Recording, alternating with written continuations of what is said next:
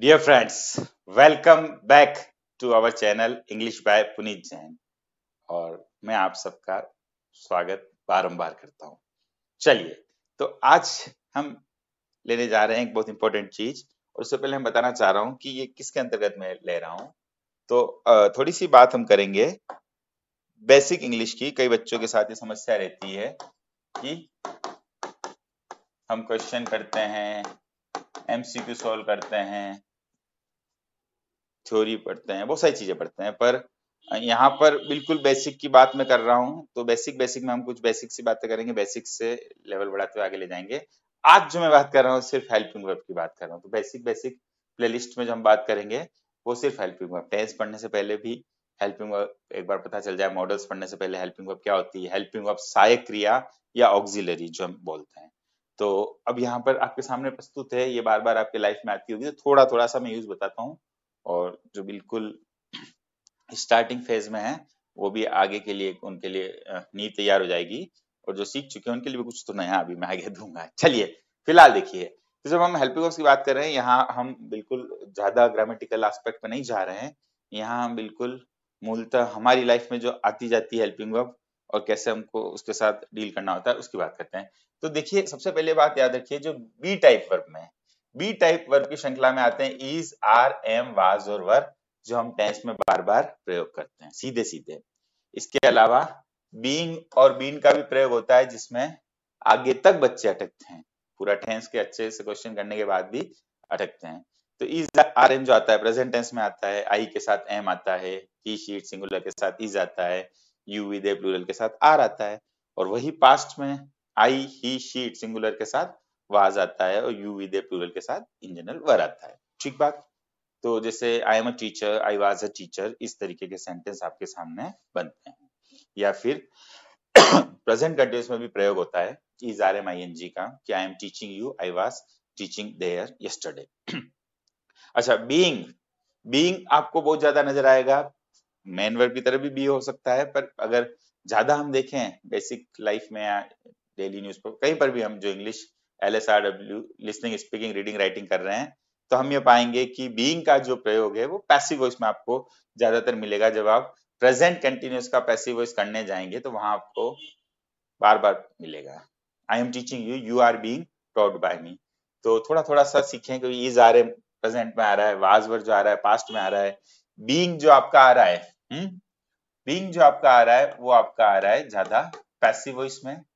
और been, been तो आपका जगह जगह आ जाएगा, प्रेजेंट परफेक्ट कंटिन्यूअस में भी आ जाएगा। अब आप, कई लोग सोचते हैं हमने पढ़ाई नहीं, तो मैं आगे के लिए बता रहा हूँ, और जिन्होंने पढ़ रखा है उनको याद भी आ जाएगा। Been, I have been teaching here for 10 years, तो हैज बीन के साथ आ जाएगा। परफेक्ट में भी आ सकता है, और प्रेजेंट परफेक्ट के पैसिव वॉइस में भी हम किसका प्रयोग देख सकते हैं, बीन का। तो बी टाइप वर्ब में आप पूरी इंग्लिश जब आप पढ़ेंगे इन्हीं हेल्पिंग वर्ब के इर्द गिर्द चलेगी, हर सेंटेंस में ये आपको नजर आ जाएगा। बिना हेल्पिंग वर्ब सहायक क्रिया के तो इंग्लिश आगे बढ़ती ही नहीं। मेन वर्ब भी बात की बात है। तो आप जहां से भी शुरू करते हैं, my name is Puneet Jain, मेरा अगर पहला भी सेंटेंस है तो मैं इसका प्रयोग तो कर ही रहा हूं ना, तो बी टाइप वर्ब में इज, आर, एम आ जाएगा।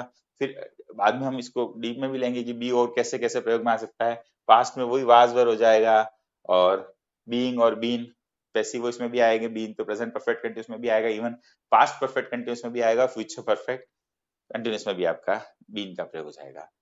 अच्छा, ये जो आप देख रहे हैं सारी हेल्पिंग वर्ब देख रहे हैं, सहायक क्रिया जिनको हम ऑक्सिलरी भी बोल सकते हैं, और इसको बी टाइप वर्ब बोला जाता है। इन जनरल जब आप मेन वर्ब में भी पढ़ते हैं तो बी, वाज, बीन करके फॉर्म्स में आपने पढ़ा होगा।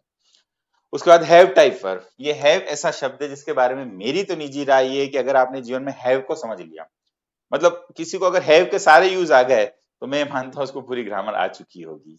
हैव का प्रयोग कहाँ कहाँ नहीं होता है, मेन वर्ब के तौर पे होता है, रखने के लिए होता है, पोजीशन के लिए होता है। तो फिलहाल ये ध्यान रखें, हैव प्रेजेंट में जो आएगा हैज और हैव आएगा, और पास्ट में जो आएगा वो क्या आएगा, हैड आएगा। क्लियर?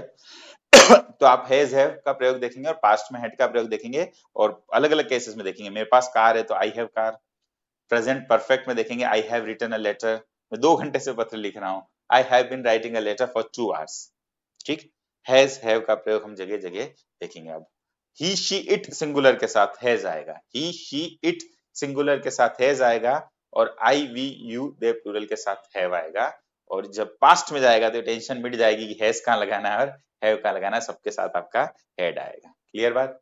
चलिए, तो हमने बात की हैज और हैव और हैड की। जगह जगह इनका प्रयोग होगा, आगे हम देखेंगे मेन वर्ब के तौर पे भी कैसे किसका प्रयोग हो सकता है, वो भी हम आगे देखेंगे। पर हैव को हम समझ जाएं तो बहुत कुछ इंग्लिश हमारे हाथ में आ जाती है। चलिए, फिर हम लोग जो ज्यादातर गलतियां करते हैं डू टाइप पर, मतलब जो डू है फॉर्म ऑफ डू, उसमें काफी गलतियां करते हैं, क्योंकि प्रेजेंट इंडेफिनिट और पास्ट इंडेफिनिट, अगर लाइफ की भी बात करें सबसे ज्यादा सेंटेंस, अब टेंस के हम जनरली 12 हिस्से करते हैं, तो 12 के 12 टेंस तो ऐसा नहीं कि समान रूप से उपयोगी हैं। 3-4 टेंस बड़े उपयोगी होते हैं, इसमें दो सबसे ज्यादा इंपॉर्टेंट, प्रेजेंट इंडेफिनिट और पास्ट इंडेफिनिट।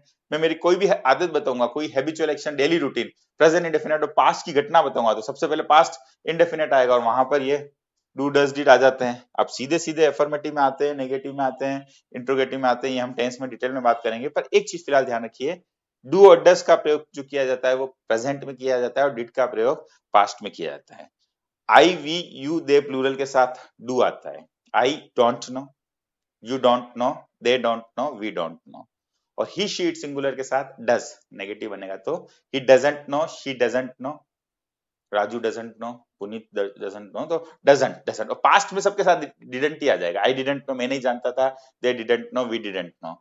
तो डू, डज और did, present indefinite, past indefinite. तो ये हमारे हो गए प्रेजेंट के, और डिड हो गया पास्ट का। इवन क्वेश्चन भी पूछोगे कि क्या आप पढ़ाई करते हो, do you study, do you, और शी के लिए आ जाएगा तो डज शी स्टडी, और पास्ट में कोई पढ़ाई करता था तो डिड ही स्टडी, तो डिड का प्रयोग आ जाएगा पास्ट के लिए। तो यहाँ पर हम देखें, ये पास्ट के लिए हुआ, इधर हेड भी किसके लिए हुआ, पास्ट के लिए हुआ, इधर वाज वर पास्ट के लिए हुए, इज आर एम प्रेजेंट के लिए हुआ, हैज हैव डू प्रेजेंट के लिए हुआ, बीइंग और बीन का तो अलग अलग रूपों में प्रयोग होता है। ठीक है, उस जैसे बीन के साथ अकेला जनरली बीन नहीं आएगा, पहले हैज हैव आएगा फिर बीन आएगा, या पैसिविटी में आएगा प्रेजेंट परफेक्ट में तो बीन आएगा। फिर क्या यही हेल्पिंग वर्ब होती है जो टेंस में आती है? नहीं, मॉडल्स में भी तो जो होते हैं कैन, कुड, मे, माइट, वो सब क्या होते हैं? हेल्पिंग वर्ब होते हैं। तो मैं ये कह रहा हूँ कि ये देखो, हम हमें सिर्फ इन्हीं हेल्पिंग वर्ब के ऊपर काम करना है। अगर एक भी कोई हम नींव अच्छी बना दे तो बढ़िया इमारत खड़ी हो जाएगी। देखो, आपको इज आर एम महसूस करना है, वाज वर महसूस करना है, बीइंग बीन महसूस करना है, डू डस। अब पूरी इंग्लिश इन्हीं के इर्द गिर्द, आप कितना भी आप इसके ऊपर अभी 10 घंटे पढ़ सकते हैं, मैं आपको 20 घंटे पढ़ा सकता हूँ, कोई आपको 40 घंटे पढ़ा सकता होगा। ये हम पूरी जिंदगी में is are am, was were, has have, had के डिफरेंट डिफरेंट यूज ही सीख रहे हैं अगर इंग्लिश कर रहे हैं तो। चलिए, अब मॉडल की बात करें तो can, could, may, might, in general Hindi से अगर देखें हम अनुवाद वाले मेथड से, तो कैन, कुड, मे, माइट आएगा सकना, हम कोई काम कर सकते हैं। अब किस संदर्भ में कौन सा सकना, एबिलिटी, पॉसिबिलिटी, एलिजिबिलिटी, कहाँ कौन सा आएगा वो हमको मॉडल टॉपिक में पढ़ना होता है। तो कैन, कुड, मे, माइट। अच्छा, शुड चाहिए और थोड़ा चाहिए ही चाहिए की फीलिंग के लिए मस्ट आ जाएगा। वुड के सब यूज डिफरेंट है, सिंपल सा, would you like to take tea, क्या आप चाय पीना पसंद करेंगे, पर वुड के डिफरेंट डिफरेंट यूज हैं। सबसे ज्यादा अगर मैं बोलूं इनमें किसके यूज है मॉडल, तो वुड भी आपकी हेल्पिंग हो जाएगी। विल और शैल भी मॉडल है। इन जनरली हम टेंस पढ़ते हैं तो इसको फ्यूचर टेंस में पढ़ते हैं, विल और शैल। स्पोकन में आजकल विल का प्रयोग ही ज्यादा होता है, परंतु अगर फॉर्मली देखा जाए तो विल और शैल मॉडल में थोड़ा अलग रूल चलता है, टेंस में अलग रूल चलता है। बट आपको ध्यान रखना है ये दोनों किसके पार्ट है, मतलब हेल्पिंग वर्ब के पार्ट है, और इनके बाद विल और शैल के बाद हम वर्ब की फर्स्ट फॉर्म लगाते हैं। चलिए, क्या इसके अलावा भी कुछ है? बिल्कुल है। जब हम मॉडल्स पढ़ते हैं, और सेमी मॉडल्स भी आजकल बहुत डिटेल में पढ़ाया जाता है, तो हम जैसे पढ़ेंगे वहां पर ऑट टू, ये भी एक तरीके से चाहिए ही है। हम पढ़ेंगे यूज टू, पास्ट की आदत के लिए आता है। नीड टू, सिर्फ नीड का भी प्रयोग होता है और नीड टू का प्रयोग ज्यादा होता है। डेयर टू, जरूरत के लिए नीड टू, और साहस के लिए डेयर टू। तो ये भी आपके हेल्पिंग वर्ब, मतलब इनके सबके बाद वर्ब आएगा, मेन वर्ब। जिसमें कोई काम कर रहा हूं, मैं खेल रहा हूं, तो खेलना मेरा मुख्य क्रिया है, पर मैं सीधा तो नहीं बोलूंगा आई प्लेइंग, कुछ बीच में हेल्पिंग वर्ब लगाऊंगा, आई एम प्लेइंग। तो ये सब सहायक क्रिया जो वर्ब की एक तरीके से मदद करी, पूरे सेंटेंस की जान है ये हेल्पिंग वर्ब। तो इनको आपको अच्छे से सीखना है। तो ought to, use to, need to, dare to. इसके अलावा भी कुछ गुमनाम होती है जो आजकल कॉम्पिटिटिव एग्जाम में भी आ जाती है। हैड बेटर, बेहतर तो ये है, ये पास्ट से मत जोड़ना, इसको लेना पड़ेगा, अपने को समझना पड़ेगा। हैड बेटर, फिर हैव टू, हैज टू, जो मस्ट का ही रोल प्ले करती है, तो हैज टू हो जाएगा, हैव टू हो जाएगा, इन्हीं का पास्ट आपका हो जाएगा हैड टू। और इसके अलावा is, are, am, was, were, able to, suppose to. तो कुल मिला के एक दिमाग में अगर देखें, ये देखें कि भाई कौन कौन सी हेल्पिंग वर्ब या कौन कौन सी चीजों से हमें आगे डील करनी पड़ेगी, आगे हमें सीखना पड़ेगा अगर हमें इंग्लिश में मजबूती करनी है। तो हमें इज, आर, एम कहाँ यूज में आता है, किस तरीके से यूज में आता है, टेंस में किस तरह आता है, अगर उसी सेंटेंस का पैसिव वॉइस बनाते हैं उसमें किस तरह आता है, बीइंग का आता है, बीन का आता है, हैज का आता है, हैव का आता है, हेड। मतलब एक एक हेल्पिंग वर्ब को भी अगर हम अपनी लाइफ में एक पूरा दिन दें तो आप पूरे महीने भर में पूरी इंग्लिश से परिचित हो सकते हैं। ठीक बात।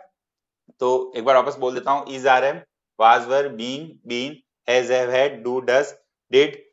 मॉडल जो हैं can, could, should, would, may, might, must, shall और विल। और semi modals ought to, used to, need to, dare to। ought to को कई लोग नहीं भी गिनते हैं सेमी मॉडल में, पर ये सेमी मॉडल कैटेगरी में ही आएगा, क्योंकि इनका जो नेचर होता है वो थोड़ा ought, यूज, नीड, डेयर का जो स्ट्रक्चर होता है वो थोड़ा अलग तरीके से होता है, तो इसको हम सेमी मॉडल्स में ले सकते हैं। पर इन जनरल जब हम पढ़ते हैं तो हम मॉडल के अंतर्गत ही इन सारी चीजों को पढ़ते हैं। और हैड, बेटर, हैव टू और हैज टू भी आपका हेल्पिंग वर्ब ही है। हैड बेटर का एक सेंटेंस बता देता हूँ, you had better stay here. Had better पूरा माना जाएगा कि बेहतर तो ये है कि आप यहाँ ठहर जाएं, you had better stay here. और हैज टू, हैव टू मतलब कोई काम करना है, करना पड़ता है, you have to do this, we have to work hard to get success in our life, I had to cancel the meeting as nobody was there. ठीक है। तो ऐसा कुछ भी हो जाए कि भाई अपन हैज टू, हैव टू को भी सीखें, मस्ट की तरह उसकी प्रयोग देख सकते हैं। तो यहाँ पर ये मैंने आपसे हेल्पिंग वर्ब की बात की, हम इनको डिटेल में पढ़ेंगे। फिलहाल के लिए इतना ही। That's all for the moment. Thank you very much.